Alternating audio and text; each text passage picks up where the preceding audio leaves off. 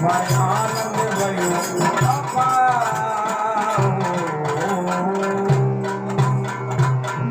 बोले संत समाज की जय हो। दादू दयाल महाराज की जय हो। भागवत महापुराण की जय हो। आज हमारे संत आया पावना हमारे आनंद भयो अपार। कहते हैं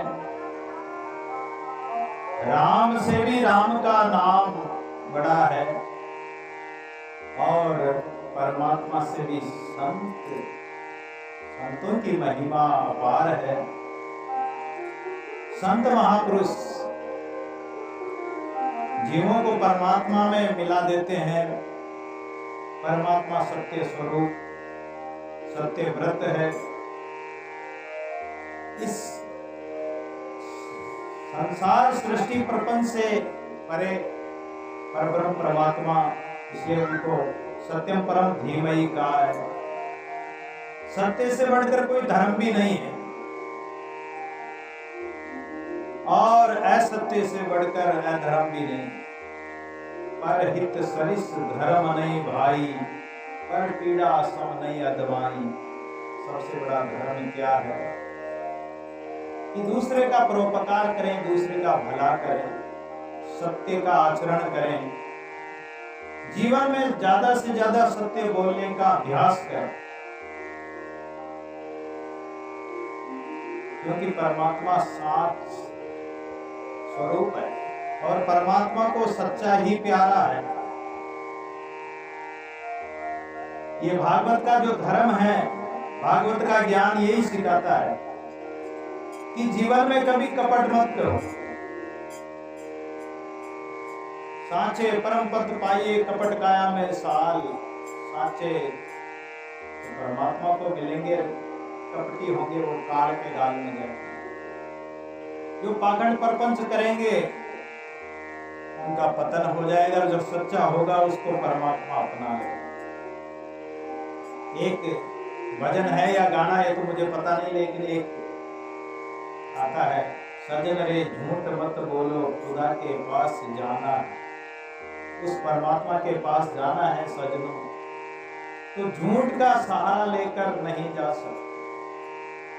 झूठा ये संसार है, झूठी बातें, झूठा व्यवहार, झूठे कर्म, पाप कर्म, विकार, वासनामय वस्त्र पहनकर परमात्मा के दरबार में प्रवेश नहीं होगा। परमात्मा के दरबार में प्रवेश करना तो निष्काम भाव से, वासना रहित होकर, और संत महापुरुषों का जो जीवन होता कामना रहित होगा। कामहीन क्रोध जाके, लोभहीन मोह ताके, मदहीन मत्सर न कौन विकारो है। पापहीन पुण्य जाने, हर्षहीन शोक आने, देहिते न्यारो है। निंदा न प्रशंसा करे, रागहीन द्वेष डरे, लेनहीन देन जाके कछु न पसारो है। ऐसे संत निष्कामी होते हैं जिसका जीवन में कोई कामना नहीं होती। चाह मिटी चिंता गई, मनवा बेपरवाह। जिसको कचुन चाहिए वो शहंशाह का शहंशाह। कोई काम क्रोध नहीं, कोई वासना नहीं, कोई कामना नहीं। ऐसे संत महापुरुषों का दर्शन बड़ा दुर्लभ। ऐसे संत महापुरुषों के दर्शन से, ऐसे संत महापुरुषों की सेवा से ही कल्याण होता है।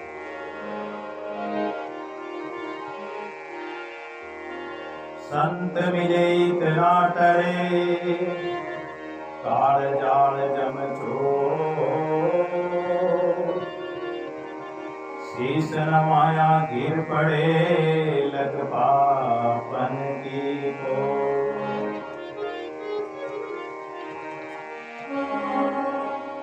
तुम संतन की सेवा करो मत, तुम संतन की सेवा रे।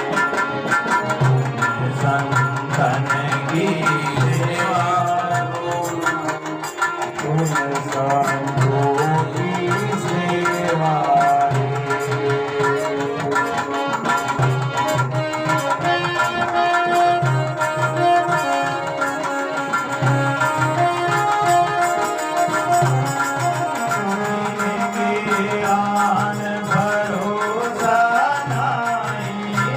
तिनके आने भरोसा नाई।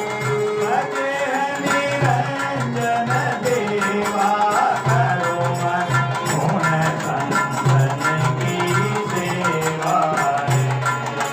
गुण संतन की सेवा करो मन गुण संतों की सेवा रे।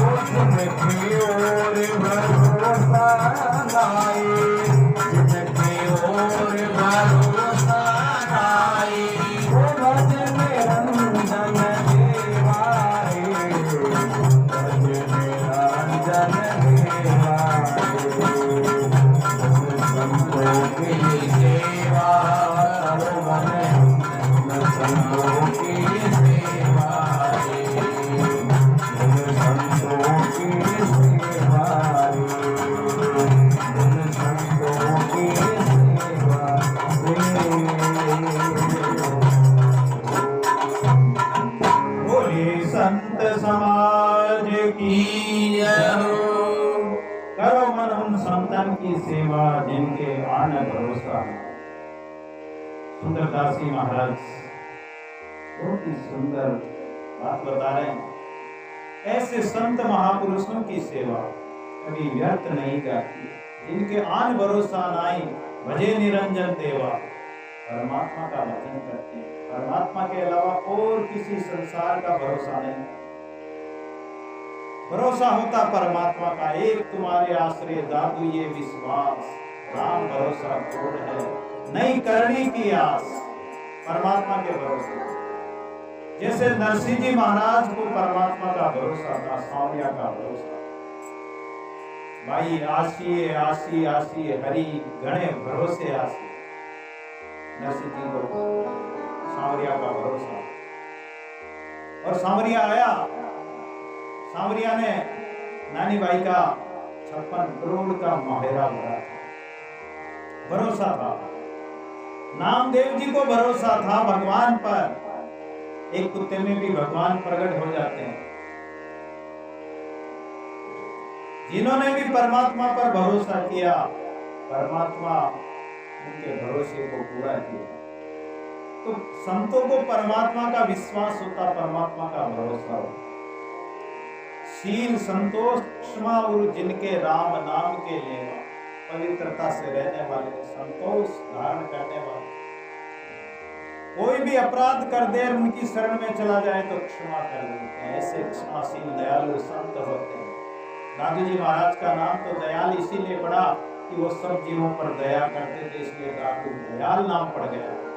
संत दयालु होते।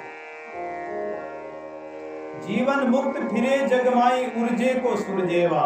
स्वयं जीवन मुक्त होकर विचरण करते हैं, अज्ञानी बंधे हुए प्राणियों को मुक्त कर देते हैं, मुक्ति का मार्ग बता देते। सुंदर दास की जिनके चरण कमल को वांछित गंगा यमुना रेवा। ऐसे संत महापुरुषों के चरणों की इच्छा तो गंगा की जाए। तीर्थ भी ऐसे संतों के चरण रज लेने के लिए इच्छा करते हैं, चरणों की रज पाने की कामना करते हैं। गंगा आदि तीर्थ दुनिया का, संसार का पाप धोते धोते मेले हो जाते हैं, लेकिन गंगा आदि तीर्थों का पाप कौन धोएगा? उनका पाप संतों के चरण कमल की रज लगने से उनका पाप धुलता है। इसलिए गंगा यमुना रेवा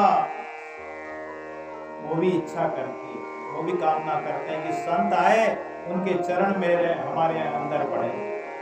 सुंदर दास ऐसे संत महापुरुषों की संगति से मिले हैं अलग अभेवा। ऐसे संतों के दर्शनों से, सत्संग से अलग अभेव परमात्मा की प्राप्ति होती है। तो ये भागवत धर्म क्या है? ये भागवत धर्म यही तो सिखाता है। इस भागवत में यही धर्म है कि परमात्मा के चरणों में हमारी प्रीति हो जाए, हमारा मन परमात्मा में लग जाए। ये कृष्ण कथा हमें कृष्ण से जोड़ने वाली, भगवान से जोड़ने वाली। जिन संत महापुरुषों के मन में कोई कामना नहीं होती, केवल दर्शनों की कामना होती, वो कुछ भी नहीं मांगते हैं। दर्शन दे राम, दर्शन दे, दर्शन दे राम, दर्शन दे,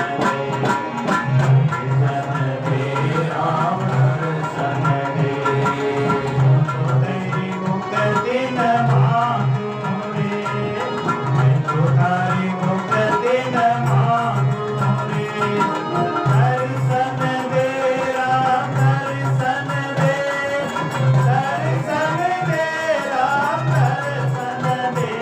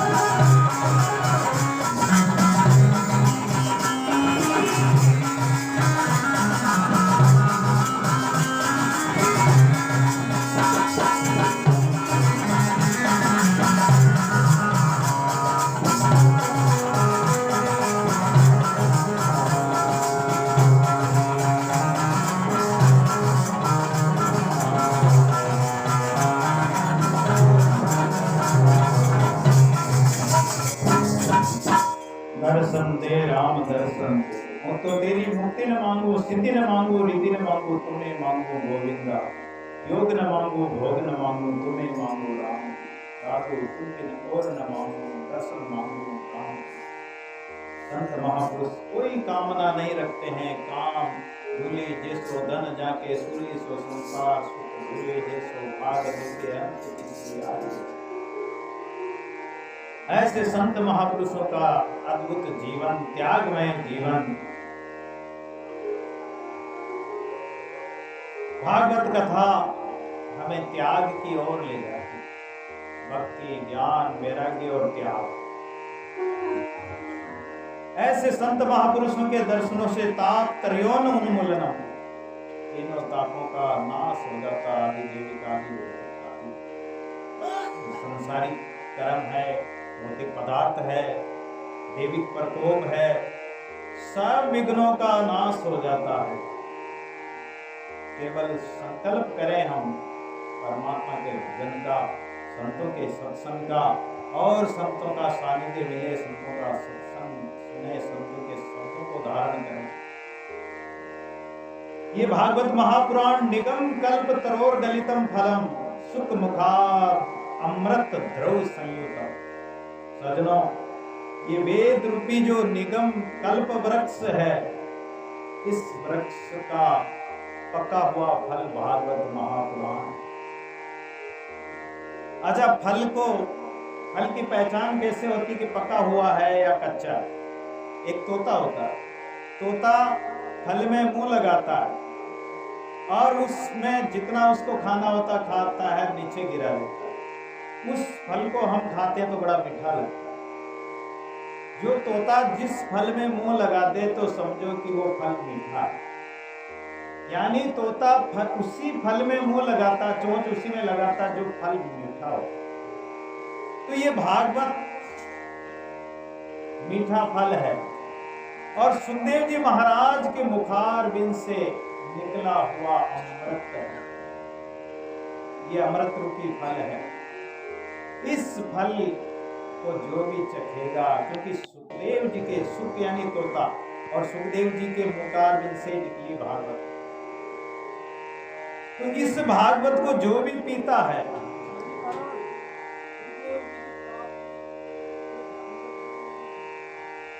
अच्छी बात है।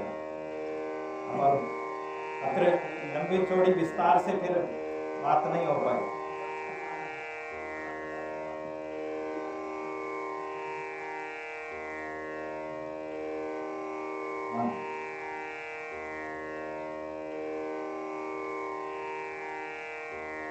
देखो, शब्द की जगह शब्द भी आवा है, गायन की जगह गायन भी आवा है, लेकिन हाँ आप कह रहे जो सही है। तो पीबत भागवत रस मालयम, दादू जी महाराज क्या कह रहे हैं, भागवत क्या कह रहे हैं? पियो राम रस को पियो। और संसार के रस पीते हैं, कोई हुक्का पीते हैं, कोई बीड़ी पीते हैं, उसको तो नहीं छोड़ते, उसको छोड़ना चाहिए। कोई शराब पीते हैं और पता नहीं कौन कौन से रस पीते हैं, उसको छोड़ो। पीना है तो राम रस को पियो। तो पीबत भाग रस मालयम, इस रस को, और संसार के रस तो फीके पड़ जाते हैं, चाहे कितना ही अमल खाने वाला हो। खाते खाते एक दिन वो अगा जाता है, एक दिन वो कहता है कि भाग गया, या परेशान होकर छोड़ देगा। शराब पीता तो भी कोई शरीर में ऐसी परेशानी आ जाएगी, छोड़ देगा। कोई भी नशा एक दिन उससे उसको नफरत हो जाती है। लेकिन ये राम रस ऐसा है कि जो जो पीवे राम रस त्यों त्यों बड़े प्यास, ऐसा कोई एक है बिरला दादू दास। कोई इस राम रस को कोई पीता, कोई परमात्मा का प्यारा ही पीता है। राम रस मीठारे कोई पीवे संत सुजान। सदा रस पीवे प्रेम सो सो अविनाशी प्राण। जो इस रस को पी लिया वो अविनाशी प्राण स्वरूप परमात्मा स्वरूप हो। ही रस राते नाम देव पीपा अरु वेदास। पीवत कबीरा ना थक्या अज हूँ प्रेम पियास। फिर भी उन पीते हैं तो भी वो धापते नहीं। इस रस को पीने की एक प्यास लगी रहती है, एक तड़प बनी रहती है। सिद्ध साधक योगी यति सती सबे सुखदेव। पीवत कबीरा ना थक्या अज हूँ प्रेम पियास। कबीर जी महाराज पी गए, दादू जी महाराज पी गए, जितने संत महापुरुष आए सब पी गए, लेकिन वो प्यास तो जू की जुई। ऐसी प्यास हो, ऐसी लगन हो, ऐसी तड़प हो।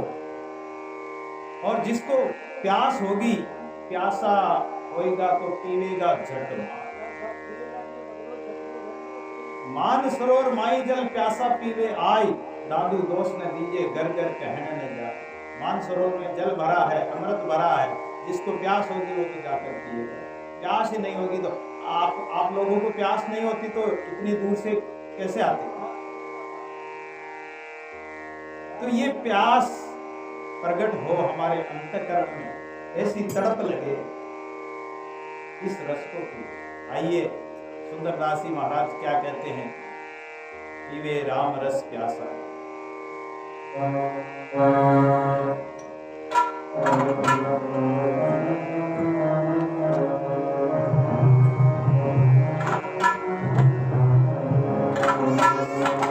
कोई पीवे रे राम रस प्यासा।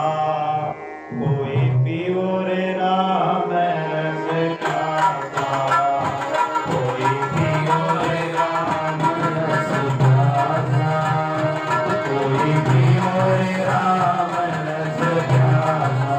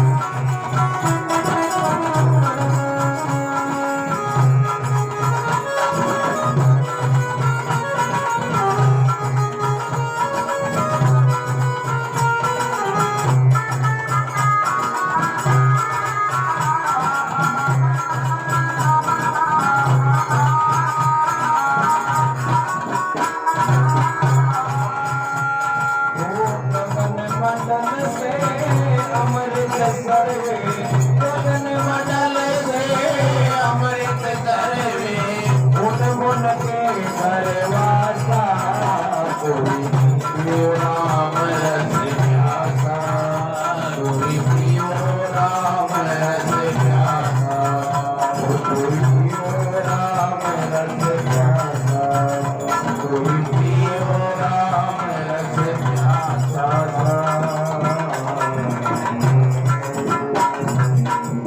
बोलिए दादू दयाल महाराज की जय हो। कोई पियो रे राम रस प्यासा। गगन मंडल में अमृत सर्वे उन्मनी के घर वासा।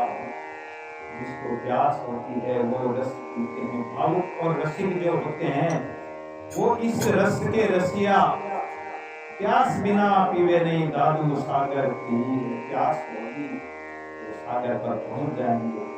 तो इस रस को बार बार पियो। मुहुर रहो रसिका भूरी भाव था। इसको पीते रहो। निमी सारणी में सजनों 88,000 संतों की मंडली थी। उसमें सूत जी महाराज विराजमान हैं। सूत जी महाराज से सोनकादि ऋषि कहते हैं कि संतों ये मानव शरीर हमें क्यों मिला और मनुष्य शरीर पाया तो हमारा क्या कर्तव्य है, हमारा क्या धर्म है, मनुष्य जीवन का क्या लक्ष्य है। दूसरी बात पूछते हैं कि हम देखते हैं संसार में अनेक देवी देवता है। हम किस देवता को पूजे, हम किसको पूजे? एक परमात्मा को छोड़कर अनेक देवी देवता। एक सादे सब सादे सब जाए। 6 प्रश्न पूछे थे सोनकादि ऋषियों ने। तीसरा प्रश्न पूछा कि वेद में परमात्मा का नाम अजन्मा, परमात्मा जन्म नहीं लेता है, तो फिर परमात्मा का जन्म कैसे हुआ? राम अवतार लेकर आए, कृष्ण अवतार लेकर आए। चौथा कि भगवान के अवतार कितने हो गए? कोई 10 अवतार बताते हैं, कोई 24 अवतार बताते हैं। एक राम दशरथ का बेटा, एक राम घर घर लेटा, एक राम सबते न्यारा और एक राम का सकल पसा। राम भी 4 हो। अब किस राम को मानते हैं? कौन सा राम है जो इस सृष्टि का सृजनहार है? 5वीं बात पूछी कि जो भागवत महापुराण है ये तो 18,000 श्लोक है और 18 पुराण है, 4 वेद है, उपनिषद है, 108 उपनिषद, कितनी संहिताएं हैं, श्रुतियां हैं। लेकिन इस सब का सार क्या है, निचोड़ क्या है? 6ठी बात सोनकादि ऋषि पूछते हैं कि जब भगवान अवतार लेकर आए,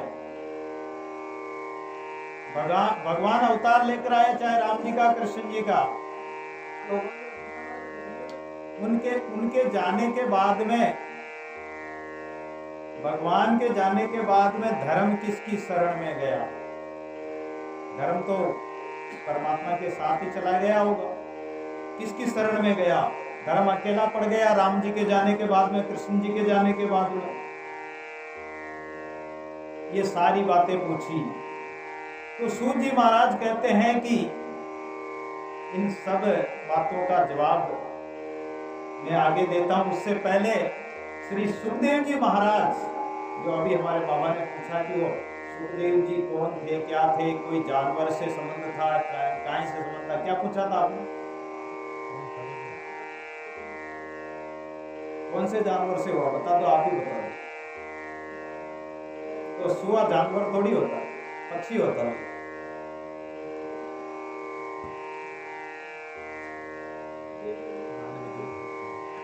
हाँ, तो सुखदेव जी महाराज का प्राकट्य कैसे हुआ?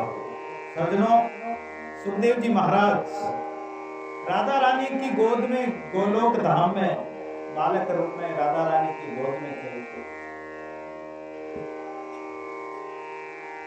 राधा रानी ने कहा कि बेटा तुम संसार में जाओ और भक्ति भागवत का प्रचार करो। सुखदेव जी महाराज कहते हैं कि माता, अगर मैं संसार में जाऊंगा तो ये विष्णु भगवान की माया मुझे नहीं छोड़ेगी, ये घेर लेगी।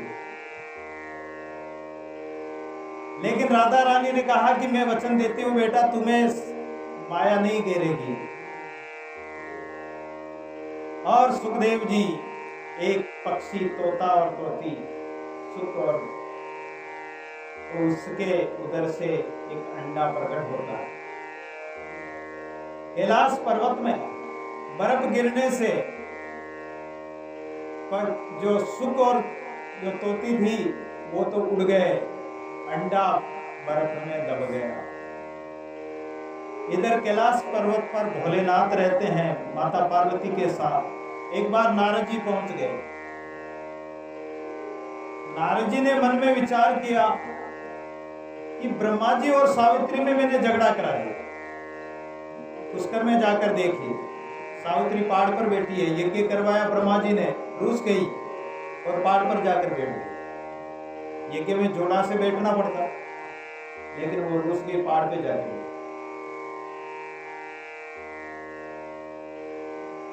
लेकिन शिव पार्वती में कभी मैंने झगड़ा नहीं सुना। और नारद अपने गांव में 2-4 नारद तो अपने गांव में मिल जाते। जो किसी के झगड़ा नहीं हो रहा हो, भाइयों में प्रेम हो, माता पिता में प्रेम हो, अच्छा व्यवहार, अच्छा खान पान, अच्छा कमाई कर रहे हो, अच्छा मकान बना लिया हो, तो उनसे देखा नहीं जाता। और वो नारद बीच में पड़कर भाइयों में झगड़ा करा दे, पता नहीं क्या क्या इधर उधर की बातें करके लड़ाई झगड़ा करा देते हैं। उसी को नारद कहते हैं, निंदा करके। तो नारद जी महाराज ने सोचा कि शिव पार्वती में कभी झगड़ा नहीं हुआ, देखें शिव पार्वती में भी एक बार झगड़ा करा के देखो। तो पार्वती मैया के पास पहुंच गए। पार्वती मैया बोली कि आओ संतों, संत आता देखे दीजिए शीश नवाई, न जाने किस भेष में नारायण मिल जाए। संत तो भगवान का रूप है, आओ संत महापुरुष। आजकल तो नारद जी आना जाना संसार में क्या बंद कर दिया, बहुत दिन हो गए आप आते नहीं हो, क्या बात। नारद जी कहने लगे कि माता क्या बताऊं, अरे संसार में बड़ा बनावटी प्रेम है। हम जहां भी जाते हैं संसार के लोग बनावटी प्रेम दिखाते हैं, आत्मा का प्रेम नहीं होता है। इसलिए मैंने माता संसार में आना जाना कम कर दिया।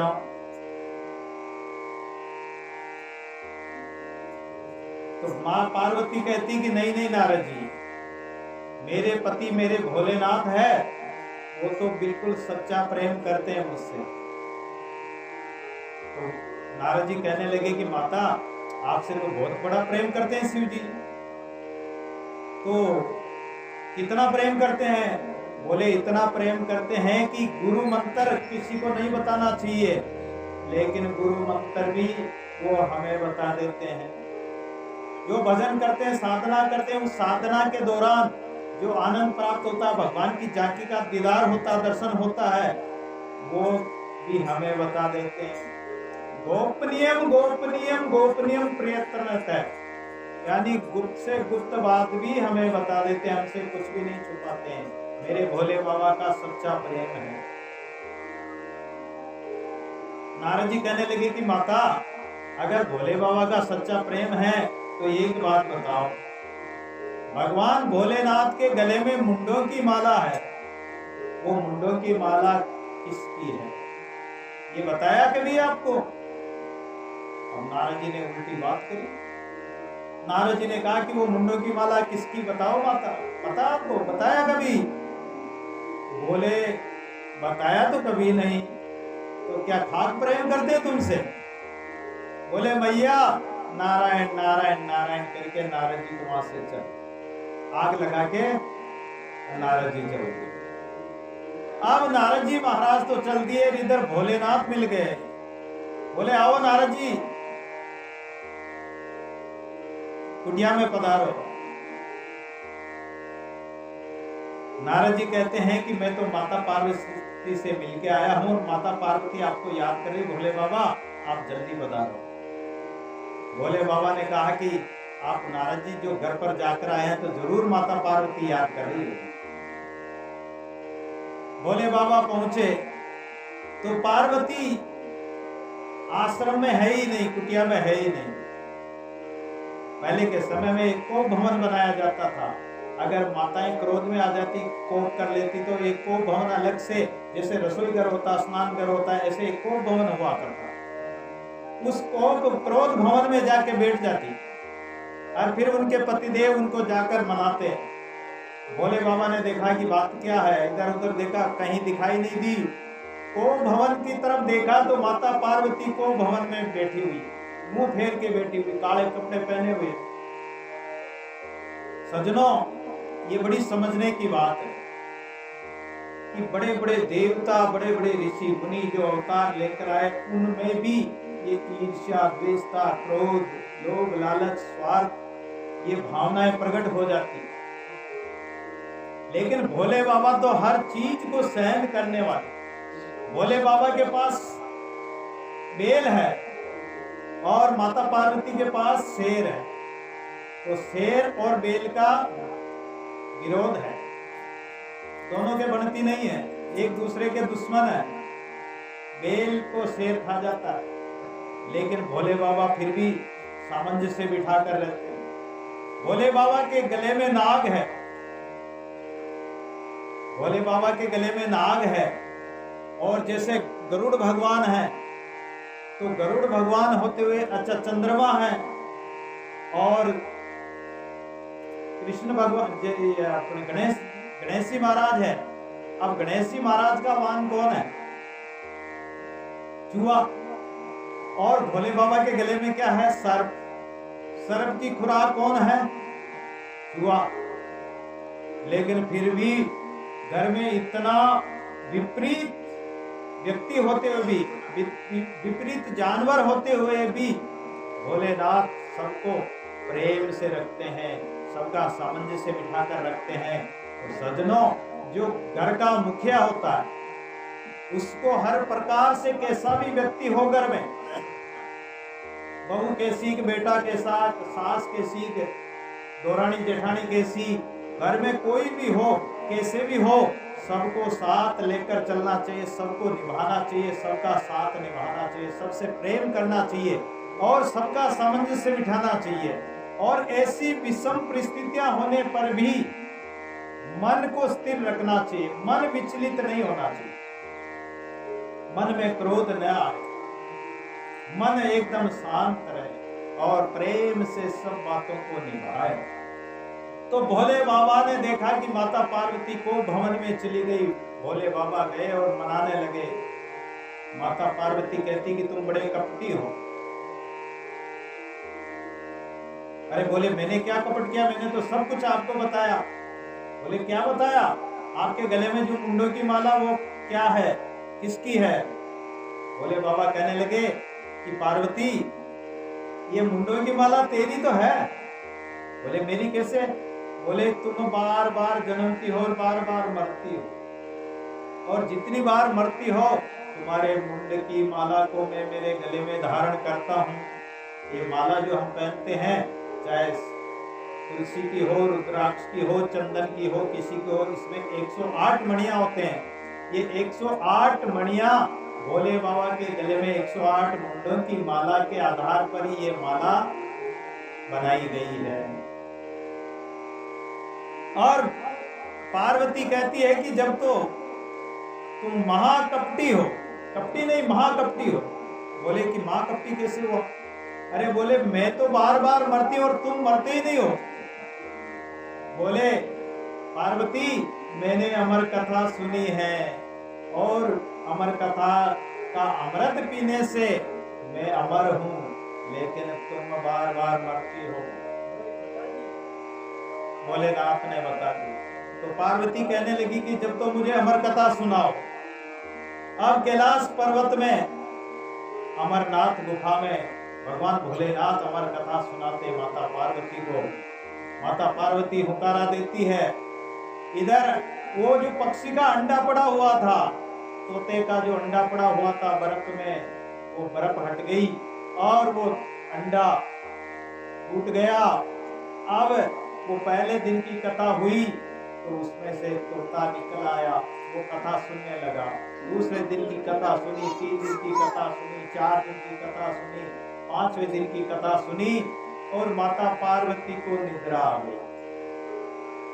अब हुंकारा नहीं देंगे तो कथा कैसे चलेगी? भोलेनाथ तो आंखें बंद करके लगातार निरंतर कथा सुना रहे हैं। सुनाते सुनाते माता पार्वती को निद्रा आ गई और हुंकारा बंद हो गया। तोते ने सोचा, सुख पक्षी ने सोचा कि अगर हुंकारा नहीं देंगे तो ये अमृत कथा अधूरी रह जाएगी, कथा बंद हो जाएगी। तो वो तोता अपने मनुष्य की भाषा बोल लेता है और वो हुंकारा देने लग गया। कथा चलती रही, 7 दिन की कथा पूरी हो गई। अमर कथा होते ही जो ही जयकारा लगाया भोलेनाथ ने, माता पार्वती की नींद खुल गई। सजनों, ये निद्रा क्यों आती? ये कलयुग का प्रभाव है। ये कलयुग गड़बड़ी करता है। ये हरि चर्चा इस जीव को नहीं सुहाती है और इसको नींद आ जाती है। या तो बातें करेंगे या और चर्चा चलाएंगे या उठकर चल देंगे। हर चीज हरी चर्चा ने सुहाए। मूर्ख व्यक्ति को, अज्ञानी व्यक्ति को, पापी व्यक्ति को कथा अच्छी नहीं लगती। या तो और बातें करेंगे या फिर उठ के चल देंगे। तो निद्रा से उठते ही उसने कहा कि प्रभु, उद्धव ने क्या कहा? अरे बोले माता पार्वती, उद्धव ने क्या कहा? तुम कहाँ थी? बोले मुझे तो नींद आ गई। तो फिर कथा किसने सुनी और हुंकारा किसने दिया?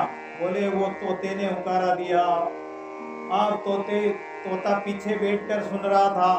बोले ये ब्रह्म विद्या की चोरी है। भोलेनाथ कहने लगे, और इस तोते ने ब्रह्म विद्या की चोरी की है, मैं इसको छोड़ूंगा नहीं। और भोलेनाथ त्रिशूल लेकर उस तोते को मारने के लिए दौड़ पड़े। तोता उड़ता हुआ धरती पर आ गया। पीछे पीछे भोलेनाथ आ रहे हैं और सुखदेव व्यास जी महाराज की पत्नी विटका देवी सम्याप्रास वन में, बद्रिकाश्रम वन में बाल बा रही थी और उन्हें उबासी आई और इधर सुख तोता पक्षी के उदर में पहुंच गया उबासी के साथ। भोलेनाथ आए और कहने लगे कि हमारा दुश्मन आया है और हम मारेंगे, वो कहाँ है? तो बोले वो तो पेट में है। व्यास जी ने पूछा कि आपका दुश्मन कौन है? बोले बाबा, बोले एक तोता पक्षी है। उसने क्या अपराध किया?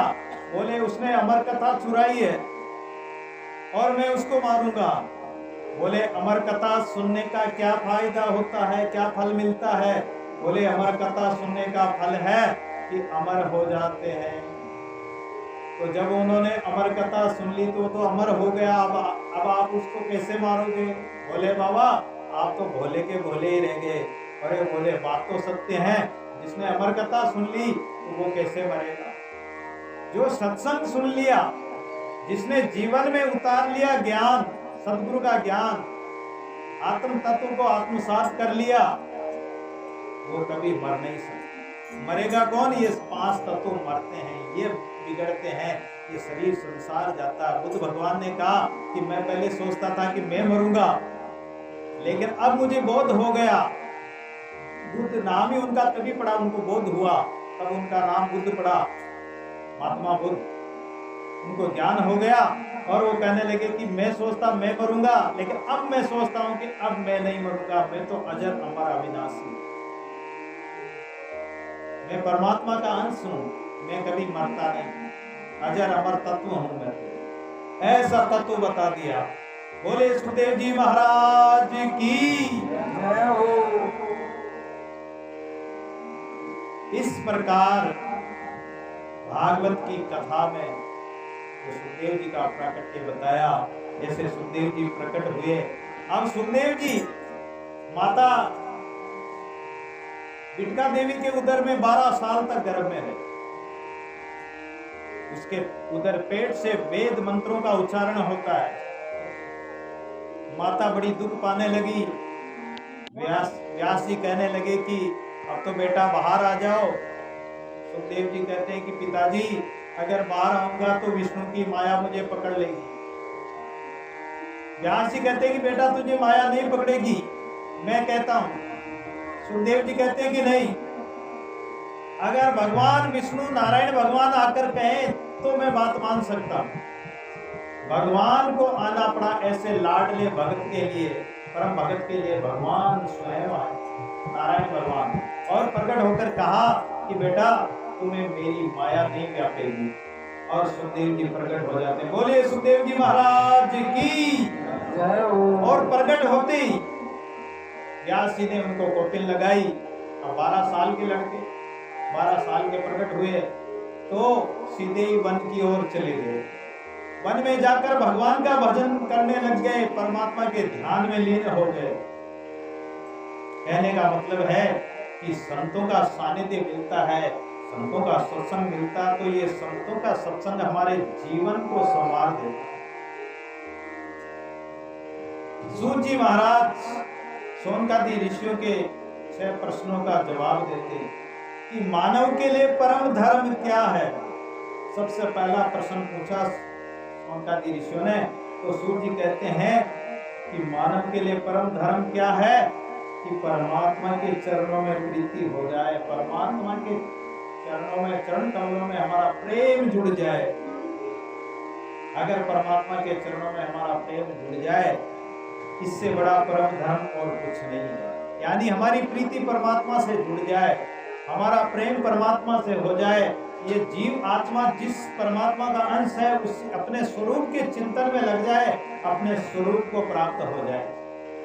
इस जीव आत्मा का यही कर्तव्य है, यही लक्ष्य है और यही परम धर्म है। ये जीव हरि के चरणों में लग जाए। आइए एक दादू जी महाराज का सुंदर सा भजन जो इस भाव को प्रकट करता है।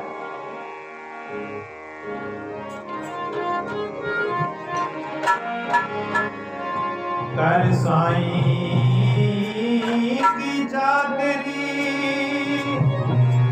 ये हरि नाम मन छोड़, जाना है उस देश को प्रीत प्यार से जो, हरि के चरण पकड़ मन मेरा,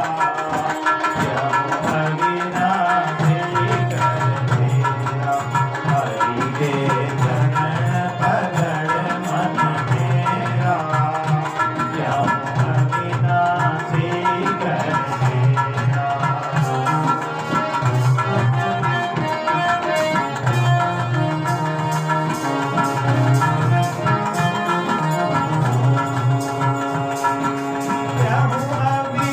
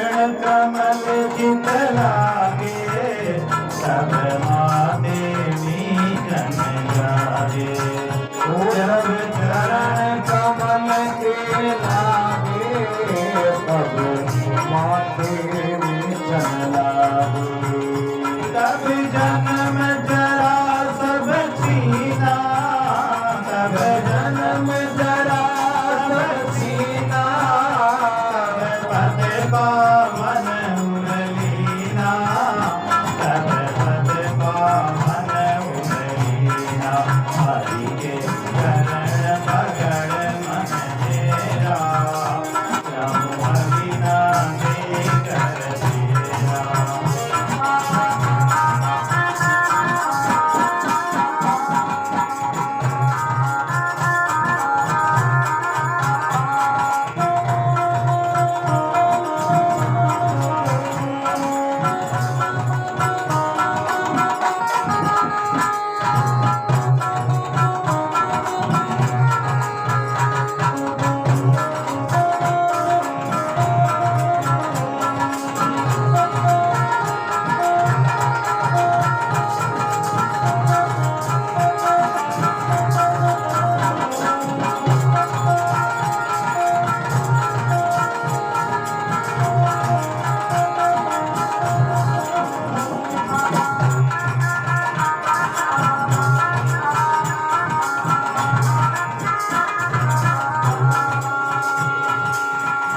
चरण कमल रस पीले सब मायन व्यापे जीवे जब शरण कमल जब पीरे तब माया में आते सब जन्म जरा सब कीना जन्म जरा सब कीना तब पद पावन उरलीना तब पद पावन उरलीना हरि के चरण पकड़